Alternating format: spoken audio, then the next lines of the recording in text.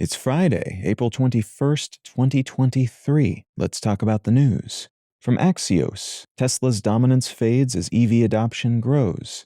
Electric vehicles made up 7% of all new vehicle registrations in the United States in January, up from 4.1% the previous year. And this uptick has been fueled by EV maker Tesla, but the company's hold on the U.S. EV industry, which was at 72% in January of 2022, is declining, down to 54% in March of 2023. And that diminishment has hit their profit margins as well. That decline in profits is the result of plummeting sticker prices, which is itself the result of competition, but also a consequence of subsidies from government programs that can reduce the price of some electric vehicles by up to $7,500. And those subsidies have incentivized price reductions for models that don't benefit from government support that are meant to keep them price competitive. Tesla has traditionally enjoyed very high profit margins per vehicle sold, but they've had to cut prices on all their models in recent months to compete with vehicles released by their competitors, reducing those margins.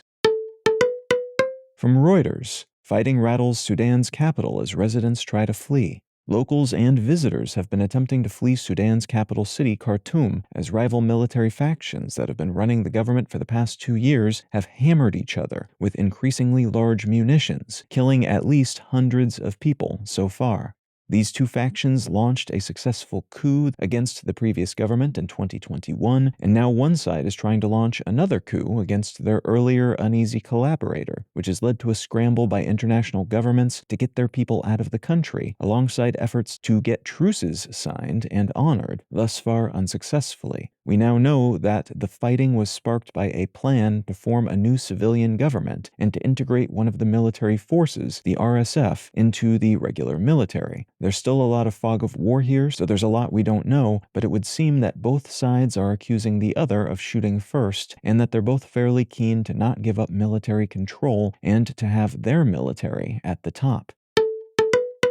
And from the Associated Press, Hungary adds honey and other products to Ukraine import ban. The Hungarian government has added several more food products, including honey and meat, to another recent ban on grains, oilseeds, flour, and other such products that were being imported into the country from Ukraine. Poland, Slovakia, and Bulgaria have imposed similar bans, and the general idea is that Ukraine has been struggling to export its agricultural products while being invaded by Russia, and while some of those exports can be shipped via the Black Sea, as usual, because of a UN-moderated deal that includes Russia's go-ahead, that deal is tenuous and slow, so many of these products have been carried westward instead into neighboring European countries. The countries on the receiving end of these products have been worried about increased competition for their own locally made goods, and are imposing these bans to basically keep their flour and honey and meat companies from going out of business, because they can't compete with the cheap goods being frantically imported from an active war zone. The EU has made angry noises about these bans and has said they might send monetary support packages to, in part, help support the impacted industries in these impacted regions. But it may be that these products are eventually just shipped further west into markets that actually want them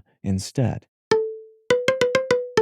If you're finding some value in One Sentence News, consider leaving a quick review wherever you get your podcasts and/or sharing the show with a friend. You can find out more about this show or subscribe to the email version at onesentencenews.com. And you can support this and other related projects, like the Let's Know Things and Brain Lenses podcasts, at understandery.com.